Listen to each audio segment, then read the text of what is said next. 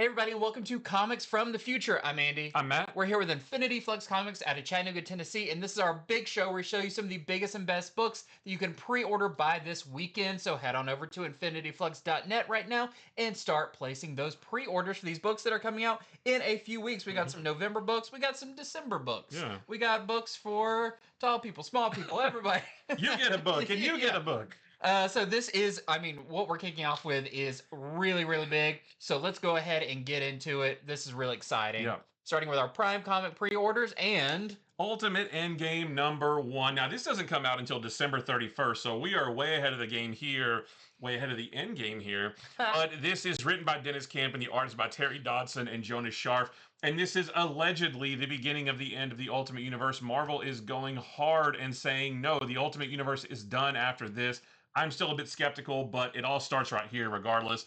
So this is the culmination that has happened of everything that's happened in the Ultimate Universe. We have been reading the Ultimate Universe for the last 2 years. It's been 2 years since heroes started to rise up and start to cause some chaos for the Maker and his council. But during that 2 years, the Maker has been inside his dome, and thousands of years has passed for him inside that dome. And he's had lots and lots of time to prepare for his return. And with the barrier around that city finally gone, heroes all across the Ultimate Universe are going to have to mobilize to defeat the Maker before it's game over for everyone. And it's interesting because it says, meanwhile, the rest of the world rages World War III. So what does that mean? Like, are the heroes so busy with the Maker that the rest of his council are off causing chaos? I don't know what's going on with that. But yeah, so again, allegedly, what Marvel wants you to believe is the beginning of the end of the Ultimate Universe is right here, and it's going to last through April. So this is our A cover. We have a Cafu variant, a Dan Panosian variant, a Derek Chu foil variant. That's probably the one I'm going to get. Yeah. A Peach Momoko variant. There is a Sanford Green wraparound variant. There's yeah, you got like the good guys, the bad really guys, cool. yeah. There's a Scotty Young variant, which is fantastic. A Blue Line blank variant, and a True Believers blind bag. So, according to these are going to be the same price as all the other covers. They might end up being more, but right now it just says $5.99, just like all the others.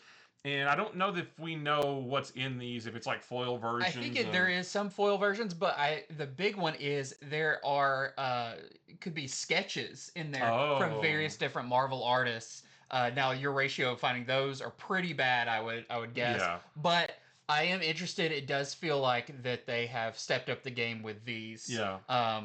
As opposed to some other ones, and I think there are maybe some exclusive covers in these and those sketches. So. And if it is just the A cover price, might as well just try one out. Yeah, I'm a little skeptical on that, so maybe double check. But according to the distributor's website, this is the same price as all the others. Well, next up, moving to one that sounds really cool. Now, this is under the Elseworlds category, so, it happens in its own little bubble, but this is Batman Static Beyond #1. So you've got Batman Beyond and the future version of Static, which we've seen here and there I think he actually showed up in Batman Beyond at one point. But this is by Evan Narcisse and Nicholas Draper Ivey. And in the not-so-distant future, young hero Terry McGinnis patrols the streets of Neo-Gotham as Batman Beyond, of course, while Virgil Hawkins, a.k.a. Static, forges a new technological revolution in Dakota City with the introduction of Q-Wave Energy Grid. Together, alongside the Justice League Beyond, the heroes prepare for the Earth's induction into the interplanetary alliance known as the Cooperative. Everything seems to be going smoothly until a new villain arrives on the scene and puts everything at risk. At the center of all the mayhem is the unlikely duo of Static and Batman Beyond, as they must work together to save the world before it's too late. So it sounds like you're going to get a new enemy in here. Plus, the Justice League Beyond is going to be in here as well, which I think is going to be really cool. Yeah. I love that version of the team. So if you're a big fan of Batman Beyond or Static, this is a great one to continue the story with. We've got our A cover here. We have a Dustin Nguyen cover, who's worked on a lot of Batman Beyond over the past years. We have a Raza variant and a Dennis Cowan variant. Next up, we have Daredevil, Punisher, The Devil's Trigger #1. This is a new, I believe it's a 5-issue miniseries. I might be a little bit wrong about that, but this is written by Jimmy Palmiotti. The art is by Tommaso Bianchi and Chris Giarrusso and Philip Tan. All three artists are listed. I'm not sure if there's an inker or color. I don't know who's doing what there. But Daredevil and the Punisher find themselves at odds, not only with each other, but with New York's criminal element yet again. We're going to. I'm sorry, Frank Castle is pitted against the Nucci crime family for their most violent and visceral confrontation yet. And that's actually going to bleed into Hell's Kitchen. And of course, Daredevil, that's his territory, so he's going to have to get involved when it comes to his turf. But yeah, this is the next place where we're going to see Daredevil. His previous run just ended, and we don't know anything yet about a new run for him. I'm sure there's one coming, but they haven't announced it. So this is our next taste of Daredevil right here. Plus, the Punisher's been on fire lately, so he gets another book as well. Yep, with the white gloves, white boots. Yep. Got more of classic skull. Punisher. Yeah, this is great. So this is our A cover. We have a Dan Panosian variant. That's great. Yeah, there's an Inhya Klee Streetverse variant with Elektra. There is a Joshua Cassara variant. I like that one. Yeah. And a Luciano Vecchio from the Chaos, a costume variant. Which, I guess the radar lines are part of the suit, I guess. Yeah, it makes it almost feel more like Bullseye. Yeah, right. Well, next up, we have Gargoyles X Fantastic Four. This week we had Fantastic Four X Gargoyles, but they're doing a little flippity flop. The one that came out this week was published by Marvel. This one is published by Dynamite. I'm not sure if the story is a continuation or what, but in this one by Greg Weisman and George Kambadius, we have the Gargoyles, of course, going to the world-famous Baxter Building for a tour. So it does feel a little bit like a continuation of what we got because they did meet each other in the first one. So it feels kind of like a natural progression that they would, befriend each other and go over and visit. So they go to the high-tech home of the Fantastic Four. Things quickly go from impressive to destructive as Cold Steel joins forces with the Dragon Man, who we did see in the first one, to unleash the terror that is Annihilus, which I love. Like, they are really, pulling in so many characters into this, and I love Annihilus. Trapping Franklin, Valeria, and Nash in the negative zone in the process. Now, both these heroic extended families, Enchanted Stone and Superhuman alike, must team up in an all-out effort to save their children, their city, and their whole world from destruction. So the first one, I saw so many people saying it's one of their biggest picks of the week. Yeah, of how fun it was. Yeah. It's very much like a episode of Gargoyles, like a Saturday morning adventure crossover. So if you enjoyed that one, don't miss out on this one. It's sure to be just as fun. It's the same writer and the writer of Gargoyles, so this is going to be great. We have our A cover here by Lucio Perillo. We have a Declan Shalvey cover. We have an Amanda Connor cover. We have a Mark Bagley cover. I like seeing Mark Bagley's interpretation of the Gargoyles. Yeah. We have a Baldari variant and a blank sketch cover as well. Next up is a new book from Ignition Press. You guys have heard us sing their praises over the last few weeks, and they have another new one here. This is called Arcadia. This is from Naki and Roy Miranda. Now, this sounds pretty heavy sci-fi, whereas they have a couple that are kind of like crime books. There's a couple that are lean a little bit more towards the spooky side. Yeah. This one feels like it's got a sci-fi bend to it. So in a future where humanity has vanished, a new form of life rises from the ruins. They're called Serants. Serants. Serants. Artificial beings born from mysterious technological chrysalises known as super dragons. But each one of these Serants carries a pearl, which is a biotechnological core that holds their consciousness, their memories, and their soul. And maybe that's kind of representation on the cover there. Like those Tron, lightning bolts. their light discs are also their brains and stuff. So Halu is, I'm guessing, one of those characters there. Halu is a Serant that was born late, emerging from a forgotten silo, and he's rescued from destruction by Weedy, who is, not eat your Wheaties, but Weedy, like weed with a Y on it, an eccentric scavenger obsessed with the remains of the past and to search for the meaning of their own existence. So we've got those two characters, plus soon after that, Halu meets another character named Fix, who is a practical, strong, and luminous young mechanic who awakens something deep within him.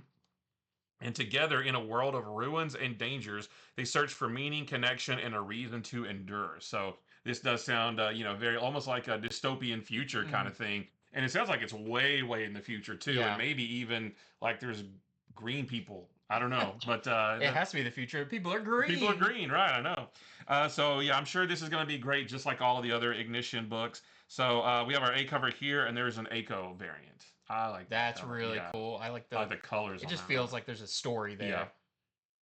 Well, next up we have Poison Ivy, the 2025 annual, and Poison Ivy is still such a big hit. And usually these annuals are one-shot stories, so if you haven't even checked out any previous ones, you may want to check this one out. So it's by your main writer, G. Willow Wilson, and the art is by Mark Buckingham, who I love from Fables, which is such a perfect fit for this book. It says a tale of times past, but I'm not sure. This gives the like feeling like it's like way past, but then the description doesn't sound like it's that far in the past. No matter what Pamela Isley does, mercy or slaughter, humanity seems dead set on betraying the Earth. Yet Ivy still refuses to let go of her own humanity in service of that which claims to love. Hoping to discover a way forward, Poison Ivy sets to find a living repository of all secrets, the Tree of Knowledge. But like those who have tasted the tree's fruit before her, Ivy learns far more than she bargained for. So, sounds really fun. Kind of a mythical quest for the Tree of Knowledge for Poison Ivy. So I don't know if this takes place in the past or when this takes place, but it does have that kind of Like fairy tale, yeah, fantasy. yeah, Yeah. fantasy tale, which is like this cover here, which is great. But I'm definitely going to check this out when it comes out because it looks awesome. This is your A cover by Jessica Fong, and this also gives very like Lady of the Lake Yeah. feeling. This is the Seb McKinnon variant. All those like knights helmets and Yeah, everything. that's awesome. This is Liquidator #1. This is a new 5-issue miniseries from Mad Cave. This is from Peter Milligan and Piotr Kowalski, and it's about a girl named Aubrey Street. She is a liquidator whose job it is to fix glitches in time. She arrives in 1891 looking for a feminist masterpiece that won't be published for almost 100 years. So it sounds like that's the glitch is, hey, there's this book that actually shouldn't be here at this time. And in another part of Gilded Age New York, so I'm guessing she goes back to New York maybe, there's a character named John Hawksmoor who plans to kill a servant girl whose life has been turned upside down by the book she found in her employer's library. So I wonder if that book is also the same book that the main character is looking for, which sounds like it shouldn't even exist in that time period in the first place. And somehow all of their lives are connected, but they just don't know it yet. So this sounds like a really cool, maybe a little bit trippy kind of sci-fi. And I like the what's the serpent eating its own tail? The Ouroboros. yeah. Yeah. So maybe a little bit of time travel stuff going on here, but this sounds really cool. So this is our A cover by Piotr Kowalski. So that's your interior artist, and there's a Victor Ibanez cover. She actually has that as like a thing. Oh, it's like a weapon almost. Yeah. It's like smoking. Yeah, that's pretty neat. cool. Next up, we have The Devil on My Shoulder, which is by Kyle Starks and also by Piotr Kowalski. Yep, he's a busy man. He's pulling double duty on this Yep. one. This is, I believe, a mini series, although I'm not sure how many issues it's going to be. Something terrible has happened for 40 days. It doesn't say her name. It just says she was tortured by 5 men and left for dead. But she will get her revenge on each and every one of them, and it will be bloody. An event that takes her on a strange and violent supernatural path of payback through bizarre encounters with ex-hitmen, sadistic art enthusiasts, and literal devils. So this is it's 4 issues, and it's for fans of like The Crow, revenge horror, and violent, well-deserved retribution. Okay. So yeah, this sounds really interesting, and the supernatural spin on it. It sounds really interesting for this kind of like I spit on your grave. Yeah. But you know, with that spooky guy behind her. If you're looking for a spooky book after Halloween, check this one out. We've got an A cover here by your interior artist. There's a Martin Simmons cover and a Christian Ward cover. Flame on. Wrong book. Here is Batman #162, which is Hush 2 Part 5. Now, real quick, on Wednesday, we also talked about Absolute Batman #14. That got pushed back a week. Oh, so okay. we'll probably be talking about that next week, most likely. But we still have Batman #162 here, which is bizarre because by the time this comes out, we will have had Batman issues 1, 2, and 3 of the new series. But or maybe just 2. I don't know when number 3 comes out. But this is, Hush 2 Part 5. And there's not a lot of information. It just says Batman versus the Bat Family. Whose side are you on? And I say, I'm on the side of Matt Fraction's Batman run, where he's not fighting the Bat Family, because it's much better when he's not doing that. So, but yeah, so don't miss out on the next to last, actually, the next to last part of the first half of Hush 2. Yeah. And there will be more next There'll year. be an intermission. Yeah, there'll be an intermission, right, because there hasn't been enough of one already. So yeah, Hush 2 Part 5 right here. So this is our Jim Lee cover. There's a David Finch cover. There's a Gabrielle Delato cover and a Gerald Perel Gotham City Sirens cover. I like that. Yeah, that's really cool. Next up, we have big event check-in, because there's a couple of them going on right now. Starting with Cloak or Dagger. I don't know. Number 2. You choose. Either one. So we haven't read issue number 1 of this yet, but it's already time to pre-order issue number 2. And I don't think issue number 1 comes out next week. I don't think so. I think it may be the week after. So the secret behind Cloak and Dagger's evolution is revealed. So apparently something has also happened to them. We know they can't be in the same place at the same time. And the Ferris twins, or the Fenris twins, don't much care as long as they kill Cloak or Dagger and get the human cargo they want. So we'll know more about that, I'm guessing, once we read the first issue. Yeah. But this is one I am really excited for, because it's been a while since we've had some Cloak and Dagger stuff. So this is your A cover. There's a David Baldeon cover that's really nice. And a Pere Perez variant as well. And then next we have Expatriate X-Men number 2. We haven't read the first one yet, and I don't think it comes out next week either, but it's time to go ahead and pre-order the second one. And this one, Bronze, Miss Marvel, Rift, Melee, and their guerrilla flotilla make their way upriver, evading the surveillance of both Revelation and the U.S. Army. It's clear that their recently rescued charge Lyrebird, or Lyre Bird, is not who he seems to be. Withholding some details leaves his life on the line, and the team approaches the Limbo Lands and the truth. That sounds like a bunch of gibberish to me, but I guarantee it will make more sense once the first issue comes out. So, but if you're trying to get these, go ahead and grab the second one this weekend. This is our A cover. There's a Betsy Cola variant and an Ario and Indito cover. What if the Limbo Lands are like where magic is and like Providence, if that's what they call that. Yeah. That we're seeing in Amazing X-Men. Yeah, maybe. Well, next up we've got Undeadpool, issue number 2. I'm really excited about this because I love Cable. Yeah. I care more about Cable than Deadpool in this. Right. Because also it looks like maybe he's kind of grafted with Warlock, so we'll have to see about that. But it says, Wade reunites with Nathan Summers, but it's not a happy reunion. Will Undeadpool devour his mutant friend, or will Cable destroy his one-time partner? And you may be shocked, not everyone is getting through this alive. I would imagine with a book like this, that is the case. But yeah, this is another one that doesn't come out next week. Like next week, we've got Last Wolverine, Omega Kids, Radioactive Spider-Man. So they're kind of like three weeks out of these. I don't remember what I think there's 4 next week, but it's none of these 4. Yeah. So still waiting to read the number 1s. But if you think these sound cool, definitely go ahead and pre-order them. So this is our A cover. There is an Arita cover. It's really cool. Nice. And a Godtail variant. This is X-Vengers number 2, and just like we said, the number 1 is not out yet. But the Revelation territories are under grave danger from the Technarchy. Can Moonstar and the X-Vengers save this mutant paradise, and why does Revelation not want them to? Well, probably because he's trying to destroy pretty much everything, right? But yeah, so again, that'll make more sense when issue number 1 comes out. But we have our A cover. There's a Joshua Cassara variant. And oh, that's right. Hawkeye has multiple arms. Yeah, he gets mutated to have multiple arms. He's like, like you said, Stryker from Cyberforce. Yeah. Or like Radioactive Spider-Man. He's got a bunch of little arms, too. They can do a bunch of big high fives. Right. And then there's Emilio Lyso variant. I'm also interested to see what happened with Shang-Chi, to see what... Because his skin is like gray with these cracks in it. Well, next up, we have more Essential Comics. There's still more coming out, including Colossal Kaya. Now, this is really cool. Even if you've not read the ongoing series by Wes Craig, this still might be a fun one to pick up. This is a one-shot, a 40-page or 48-page story, and it does say this is a good jumping-on point that'll catch you up.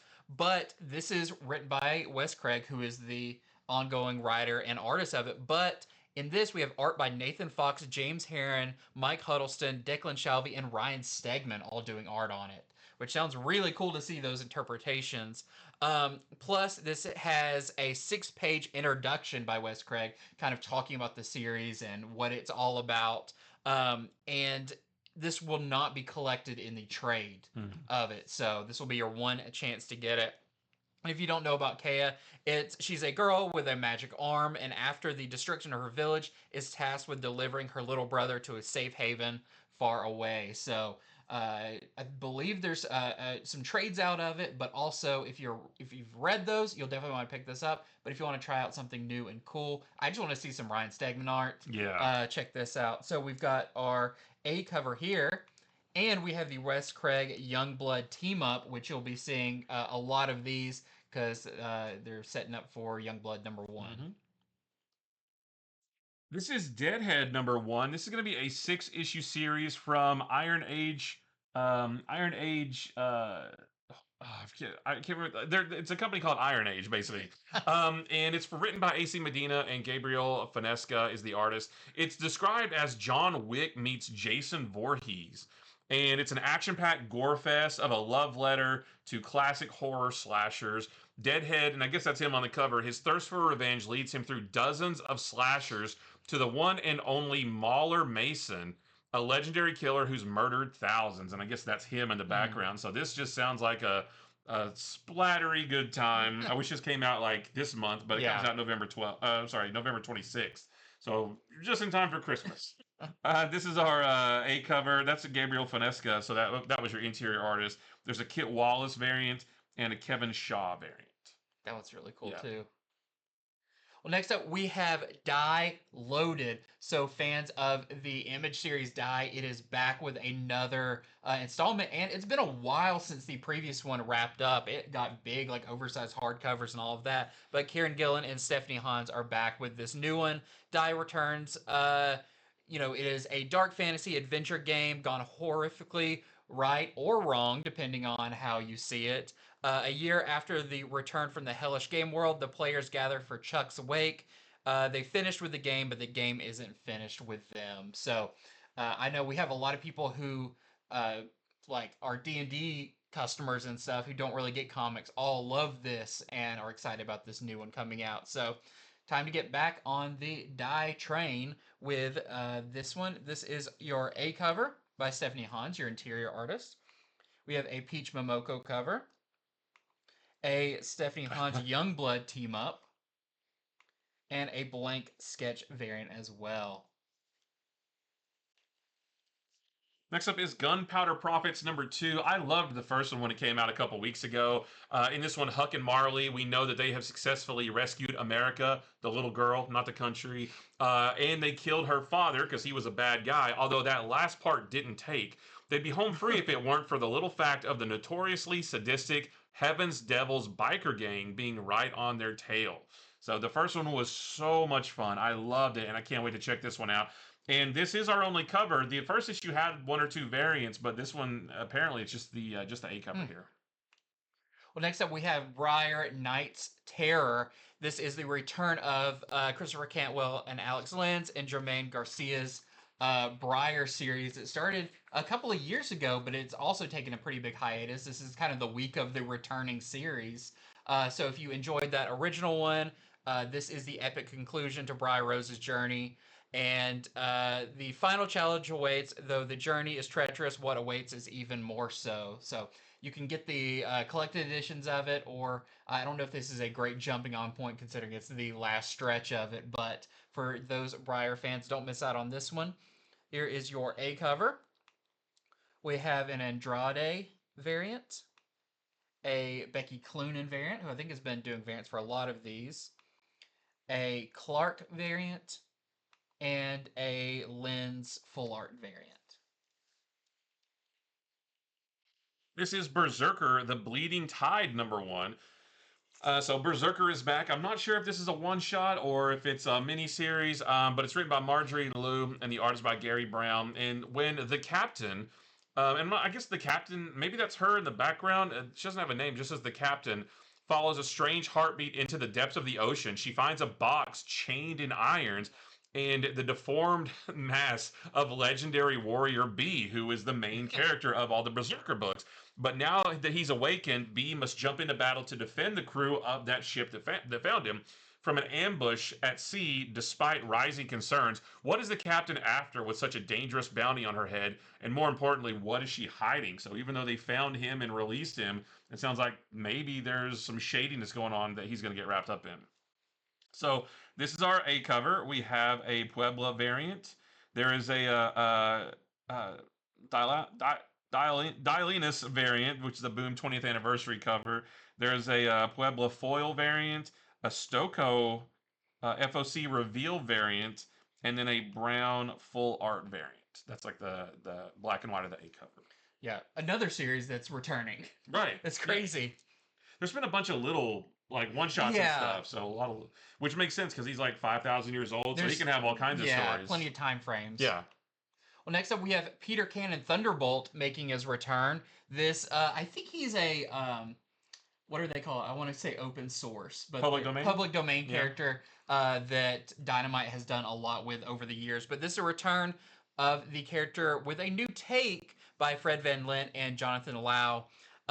And our main character, the martial artist, returns in an action-packed reimagining. As a child, Peter Cannon grew up in the secluded culture. It's kind of a cult of the awakened, an isolated new age psychology, Tibetan Buddhism, extreme fitness, all of that in one esoteric group. But when a mass Jim Jonesing happens, I think that's a verb. Yeah, I think you can use it as a verb. Wipes out all of the awakened followers, and orphaned, abandoned Peter was left to find his own way in the world. Now, years later, the last surviving member of that mysterious order arrives in New York on a mission of revenge, and his target is Peter Cannon.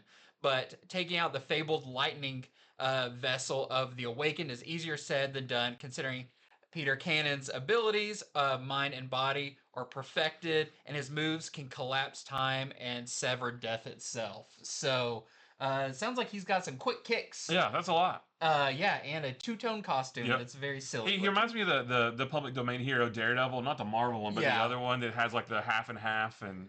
Yeah, so this character is back. If you've never checked it out, this sounds like a good jumping on point for it. So we've got our A cover here. We have a Jonathan Lau variant. That's your interior artist. Yeah. It looks really good. That looks great. We have a Dave Acosta cover. I can't say that I love his little stripy little belt thing. No, it's kind of almost like the Phantom when Phantom has the black and white striped underwear. Don't love that. And each issue of this, they're doing an Alex Ross cover as well, so that's really cool. And this is, sorry about that, this is Thundercats Panthro #1. This is from Ed Brisson and Dave Acosta. Panthro is on a solo excursion in the wilderness, and he's attacked by a pack of giant hostile creatures. And for a warrior like him, this just became the best vacation ever. He's like, oh, I'm on vacation, relaxing, and now I get to fight things. But as the battle is joined, the true intent behind the attack is revealed. And this secret could spell doom for all of the Thunderans on Third Earth. So it may become a little bit more than just a random attack. So this is our A cover from Dave Acosta. That's your interior artist. There's a Sebastian Perez cover, a Robert Quinn cover, a Will Robson cover, and then a blank Authentics cover. Next up, we got continuing story stuff that's already started or maybe is about to start. I think most of these have already started. We're going to start off with the Disavowed #2 of 5. Now, the solicitation for this is the same for all the issues of it, so no further information, but we do know that by the end of the last one, Matthew Hauser, who is your main character, he's essentially Duke in this, is going to learn more about the truth of his father, who was part of this original team, very much like G.I. Joe fighting Komodo. And we'll have to see what happens, because most of the first issue was a flashback. But it feels like maybe they don't have the whole story, and maybe who you thought were the good guys or the bad guys, we'll just have to see. But first one was really fun, and I can't wait to check out the second. Yeah, I know you really liked the first issue of this. Yeah, it was just they described it as G.I. Joe meets The Boys. That's a bit far. Like, The Boys is quite a bit more over the top. Yeah. This is just like if you had a mature rated G.I. Joe with accurate violence. That people don't always parachute down, and they don't always have laser weapons. Yeah. So we've got our A cover here by Popmon. That's your interior artist. We have a Steve Kurth connecting variant, which I love. All these very classic, kind of GI Joe from Devil's Due. From the Devil's Due run. Yep. And there's a Calero homage variant, but I don't really know what that's homaging. I've never seen that before. Never seen a lightning bolt on a cover with a silhouette before. But is he looking forward or backwards? I don't know. Good question. That's always the debate. This is Save Now number 2. Number 1 came out this week, and I really, really like this one a lot. After years spent rewinding his life in a desperate bid to stop the impending apocalypse, which we saw all about in the first one, Saber is grizzled, gray, and through playing hero, because no matter how far back in time he jumps, the future always ends up in flames. So he gives up trying, hiding out in the past to relive one perfect year with his wife over and over again. But when he finds out that his wife is pregnant, everything changes, and that happened at the very end of the first issue. He is now anchored in time by the birth of his daughter, and he can only go back just so far without erasing her from existence. But with his daughter's future at stake, Saber launches one final mission to take out the 3 people key to triggering the end of the world: an all-powerful witch, a ruthless dictator, and a kid cyber prodigy. And he tried to get 2 of them in the first issue, and it still didn't quite work out. So I don't know what's different now, but a really, really cool time travel. It's a little bit different take on time travel. I really liked this one. So this is our A cover. That's your interior artist right there. And there's Wilfredo Torres variant. Very cool. Next up, we have the author Immortal issue number 2. Issue number 1 was really great. I was surprised how much I liked it. I love books about books, and this author who kind of gives up some of his morals to help a writer that's not that good of a person relaunch their career with a whole new thing. But in this one, he has went to the original author, the one that he's going to help relaunch their property, and he found himself in the fantasy world of his favorite book series, and he comes face to face with an unexpected version of a familiar character. So don't really know. The whole first book was like, I get this, and then the very end went wildly to left field. So I'm interested to see how this all ties in with that. But this is your A cover. We have a Hickman variant and a Jim Tao and J.P. Jordan Youngblood team up variant. I like that one. Yeah, that one's cool.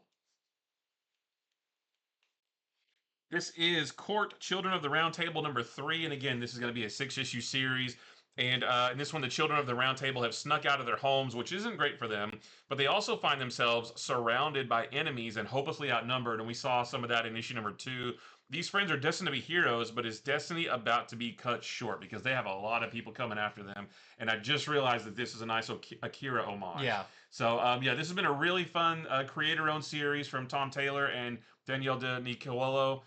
It's published by DC, but it's creator owned by them. It's really cool. So this is our A cover, and there's a Bengal cover. It's your artist on Absolute Catwoman coming up. That's right. Yeah, can't wait for that. Well, next up we have The Last Days of H.P. Lovecraft number 2. I really like number 1, not just because I'm a Lovecraft fan, but I just thought this story was told in such an interesting way. It's translated from, I believe, the Italian original graphic novel. But in this one, in the second chapter, H.P. Lovecraft's personal history takes center stage, following along with this close examination of the famous author's journey downward. So the first one, but there's some stuff going on in this too that's like really interesting, where things that are real are kind of colored normally, and maybe some things that aren't are like solid red. And it's a very trippy book, but very, very cool. So this is your A cover for that, and there is a Gala variant as well. This is Superman, the Kryptonite Spectrum number 4, and this is the next to last issue of this series. And this features the debut of a brand new, canon-changing, sure to be essential for all time character.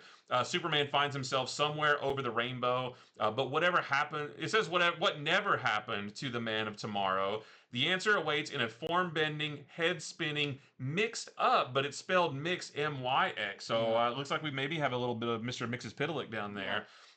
Mixed up melee of might. Hold on, let me reread that. The answer awaits in a form-bending, head-spinning, mixed-up melee of mites, men, and multicolored meteoroids. It's a major milestone for our magnificent medium with 2 added dimensions for extra support. That sounds bonkers. Yeah. But introducing Kal-Elf.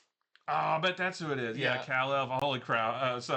I don't know what I missed out on number 3, so I don't know what color Kryptonite is being used here. But this has been a really, really fun series. Yeah. And this is the next one. So this is our A cover, and there's a Mike Choi variant with Kal-Elf. Yeah.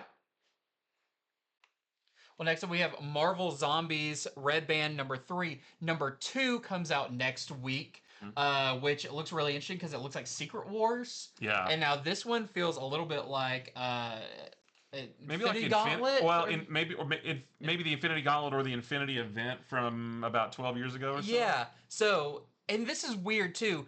In this solicitation, it says Thanos snaps the undead.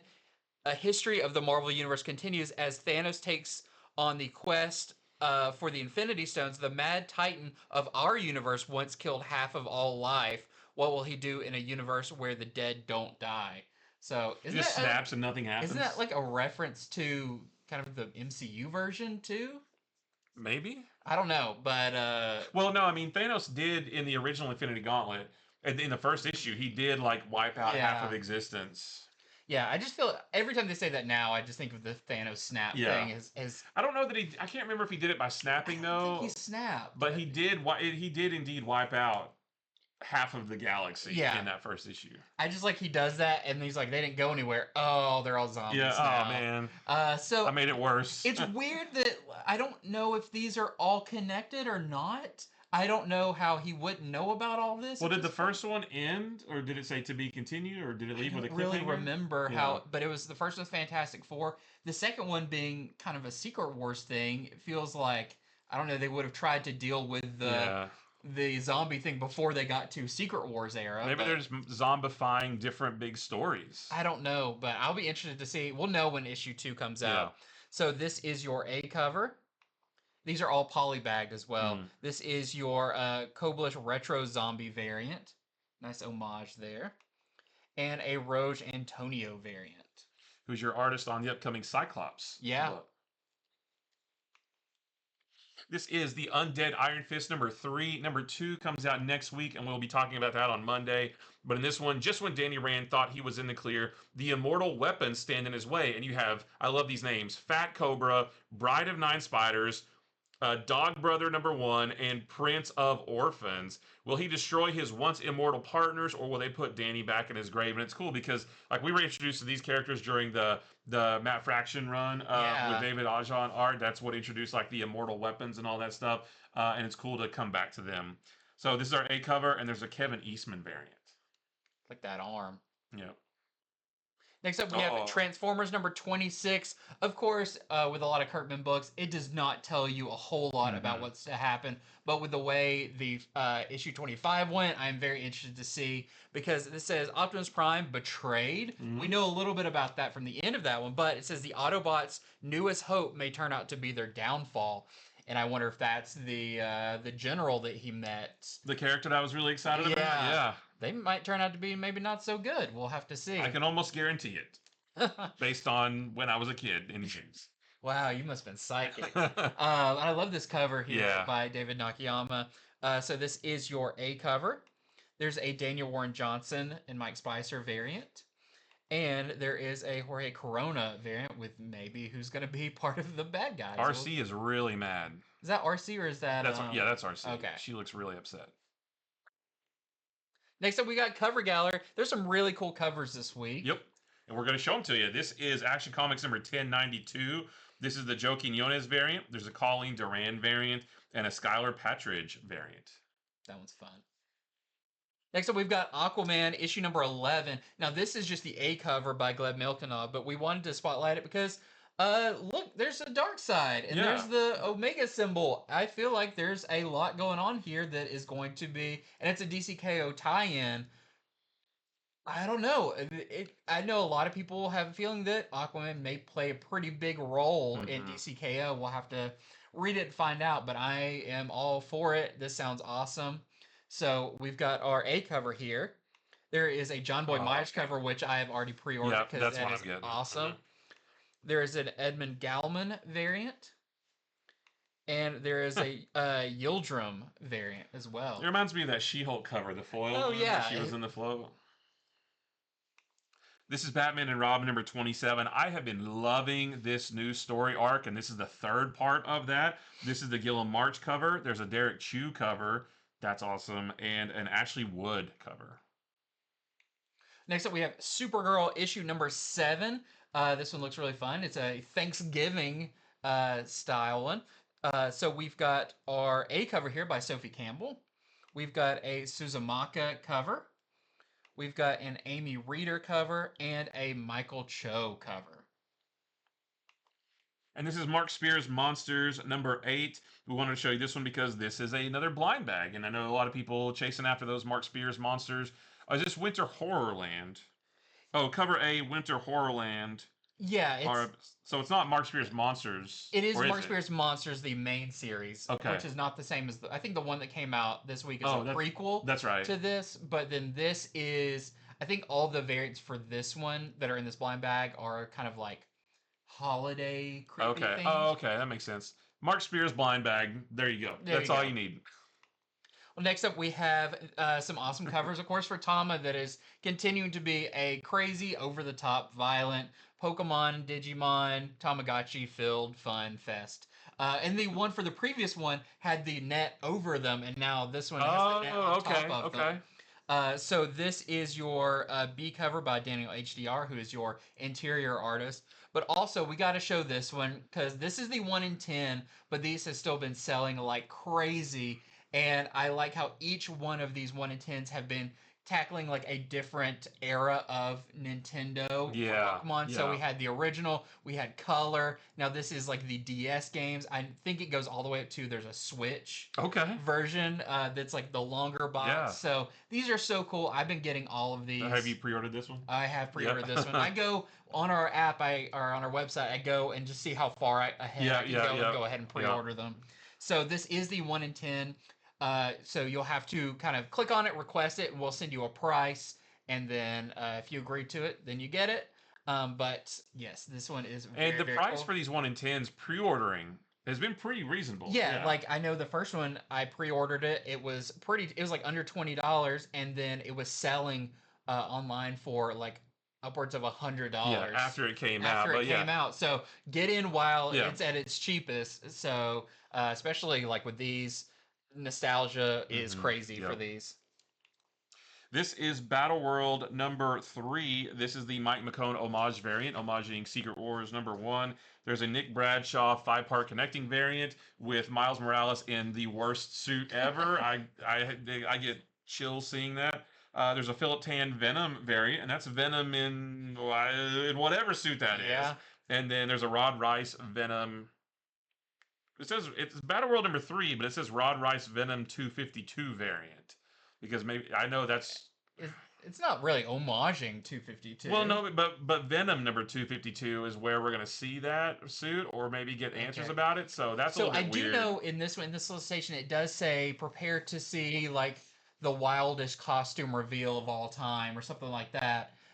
But I'm like, are we going to see the origin of this suit here, or I don't know, man. We'll have to see, because it is very weird, because these are very not connected series. Correct. But with this as a point that they both have. I don't know what's going on with Venom right now. Yeah, this is going to be crazy.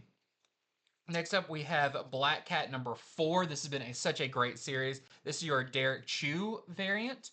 And we have an Inyuk Lee Streetverse variant, which, I mean, I feel like she would just wear that, just take the mask off, and that's just like what she would wear throughout the day. Those are both great. Like, how do you decide between those two? And the series has been so fun. Yeah. So this is Thor number 4. Again, not the mortal Thor, it's just Thor. But this is the A cover, but we wanted to show it because it's a nice Alex Ross cover. There's an Inyuk Lee Streetverse variant, which I would like to see him like actually wear that. There's a Pasquale Ferry variant. That's your interior artist. And there's a Walt Simonson variant, which Walt Simonson and Thor go together like PB&J. Like Thor's kneecaps and giant plates on them. Yep. Next up, we have Star Wars Boba Fett Black, White, and Red. These have some phenomenal covers. So this is your A cover. I don't remember who the artist is, but it is awesome. And there's also a Paulo Sequeira cover that they are dealing with the Bomar monks, which is one of my favorite weird things from Return of the Jedi. The spiders that have brains in them. There were monks that inhabited Jabba's palace before he was there. Yeah, it's going to be a fun one. Nerd. Yep. This is Redcoat number 15. This is the Brian Hitch Youngblood team up wraparound variant. So yeah, there's quite a few more of these too. So if you check our website, you'll see even more Youngblood, not homages, but Youngblood like team ups or whatever. Yeah. That Badrock, the way he's like pushed in the distance, looks like he is like a building tall. Yeah. Next up, we have Conan the Barbarian, number 26.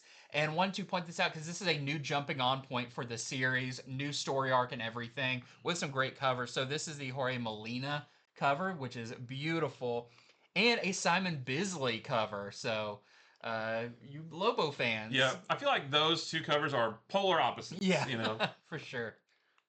And this is Witchblade number 16. This is the Souza Micah cover. And that looks awesome. This has been a really good series. I want to catch up on this. I read the first few. This is like the Witchblade reboot, and I really liked it. Yeah, and get ready because we are getting the Darkness. That's right. I'm excited for that. Yeah, coming back here in a little while. So Witchblade celebrating 30 years, which is also great. So very cool. Next up, we have Bookshelf. These are some collected editions and such. Starting with the new history of the DC Universe. Actually, this is a 4-issue miniseries. Issue number 4 comes out coming week, so we'll know all about how this wraps up, because apparently it's supposed to give us some little hints of maybe what's to come in the DC universe. Maybe. But you can get it all collected here in a hardcover. That also has all those cool timelines at the end, which I think are actually super valuable, reading for sure. to be like, hey, when did that actually, what was that in? And you can go look and be like, oh, that happened in this Green Lantern or something. Like I've bought I bought the A cover and the Dan Moore cover for all 4 issues of this, and I'm still gonna get this because this is gonna be a great reference guide, like pull off the shelf. And so this is going to be $29.99.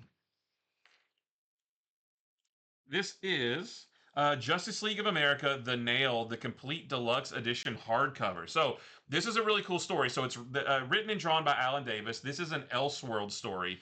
This book is going to be $49.99, and this Elseworld story is set in a world where the world grows up with the Justice League, but not with Superman, because the Ma and Pa Kent got a nail in their tire, and it prevented them from finding Kal-El in when he rocketed to Earth, because they weren't where they were supposed to be. Like one tiny little thing affected everything.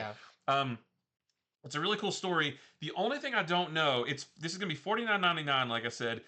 It doesn't mention if this is going to contain Justice League The Nail, and then there was a sequel called Another Nail. Yeah. For that price, I have to think it's the both complete deluxe edition makes me feel like it would have to have both. Because The Nail by itself, I have a couple of like older printing trade paperbacks of each one of these, and I got the Nail out last night, and it's pretty skinny. It's not all that long. So for $50, I mean, it's a hardcover, but I have to imagine that both of them are in there. They're both written and drawn by Alan Davis. They're beautiful books, and just a really cool Elseworld story.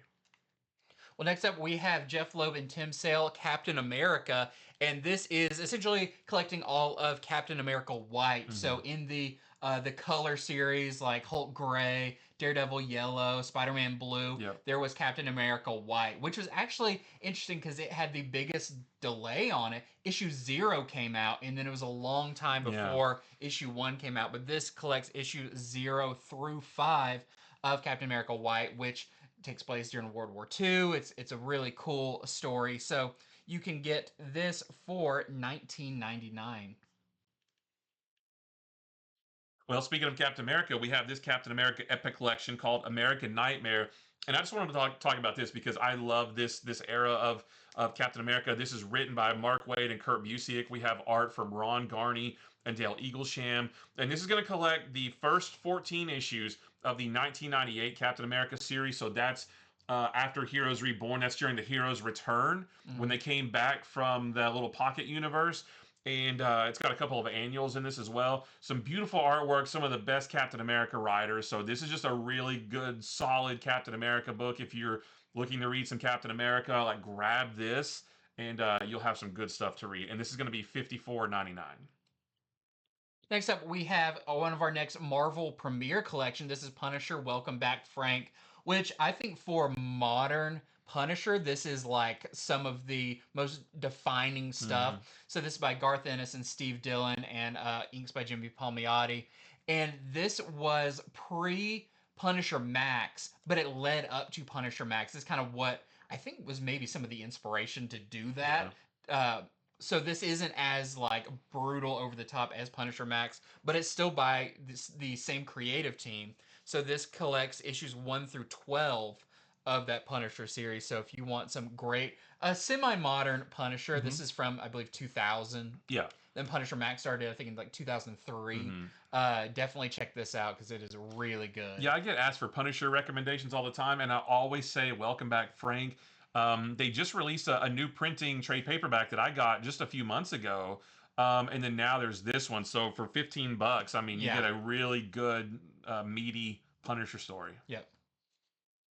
Next up, we got a couple of new printings to talk about. The first of those being Justice League of America number 21, Facsimile Edition. This is the first time they cross over with the JSA, I believe. Yeah. Flash had already met Jay Garrick. That's right, yeah. But this was when the universes, and then this became an annual thing they did every year, which is really cool. Then next up, we have Fantastic Four number 12, which is, such a classic cover, classic issue of Fantastic Four meeting the Hulk. Yeah, I think that's the first time that they met the Hulk, I'm pretty sure. Yeah, right when they turned that corner. Right, that's exactly it. Big green guy. Yep. All right, so this is Transformers number 25, the second printing, and there's just, you've seen a bunch of these in the past, but they got some more cool covers like this from Jason Howard. This one is with Mirage. There is one with, I don't remember his name. But then there is another one with, he's one of the Constructicons, and then another one with, Miles Mayhem from Mask. So for everybody who's as old as I am, it's really exciting to have Miles Mayhem in the Energon universe. We saw Matt Tracker in, what was the Free Comic Book Day book, or so I don't know, maybe Mask is going to be in there soon. Mayhem by name, mayhem by nature, I would assume. I just hope we see his twin brother. I think his name is Max, or Max Mayhem, and they used to drive a race car where there's two things. The Mayhem Mobile? Yeah, no. Well, next up we have Amazing Spider-Man Torn. This is the second printing for that new miniseries that just started. We only had the first issue out so far, but this is a second printing of the Adam Hughes A cover. And there is a Lee Garbett second printing. This was the foil cover, but you can get it in a standard non-shiny edition. And then this is Marvel Knights Punisher number 1, the second printing from Dan Panosian. And that's it. From Comics from the Future. So thank you so much for watching. Head over to infinityflux.net right now where you can start placing your pre-orders for these books. When they come out in a couple of weeks, you will already have your name on them. Make sure to check out our show on Monday where we'll be going over some of the biggest and best books that are coming out next week. And there is some big ones. It is a big week. A lot of really exciting books, so don't miss out on that. There's 3 DCKO tie-ins, there's 4 Age of Revelation tie-ins, there's some new number 1s, and all kinds of stuff. So make sure to like and subscribe to the channel so you don't miss out on any awesome comic coverage. And until next time, see ya!